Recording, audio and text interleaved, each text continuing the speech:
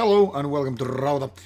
This week has been pretty filled with death metal and more is still to come, but I want to break the pattern with a little bit of black metal, or actually post-black, as I guess this should be described. This one is from France, called Pénitence Onirique, and as you can see it's not a typical metal cover what we have here with this fine looking digipack released by Ladlo, that is Les Directeurs Léombré Productions.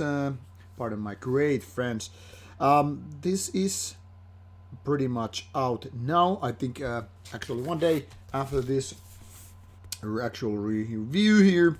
So I'm gonna present this to you just before it's out, so you can pretty much figure out if this is your cup of tea or not. Here is the logo underneath the actual image and jewel case.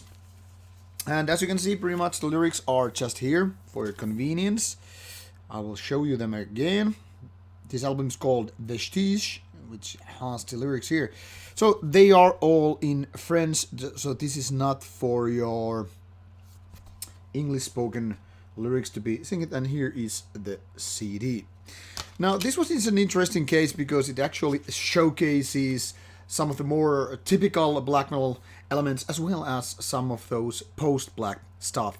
That is, sometimes this album is kind of beyond typical black metal, and with its melodic, kind of atmospheric, melancholic stuff, it goes to some of those wavelengths where black metal is no longer present, but actually kind of behind.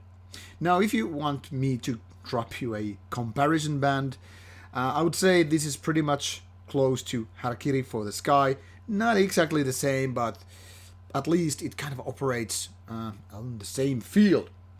Now, some of those riffs and songs here obviously are more kind of a traditional black metal, but that is in kind of atmospheric and melodic sense. So this is not for the audience that is looking for the most raw or most violent, most fast-paced kind of a black metal, or those who are more inclined towards kind of a primitive stuff. So somewhere more along those lines of kind of a soothing, maybe even safer, maybe more beautiful kind of a black metal thing. Now, there are no major flaws with this album. I think it's pretty nicely produced.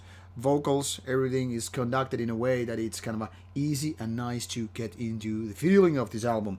However, this is also lacking some of the so-called magic, which is so often needed to be present when we're looking for a killer album.